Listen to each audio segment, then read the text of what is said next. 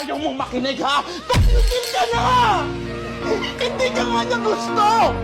Ini-entertain ka lang niya kasi may kailangan siya sa'yo! Hindi mo ba napapansin, ha? Na sweet lang siya sa'yo pag may kailangan. Pero pag wala na, hindi ka na niya pinapansin! Matalino ka naman tao eh! Matalino ka!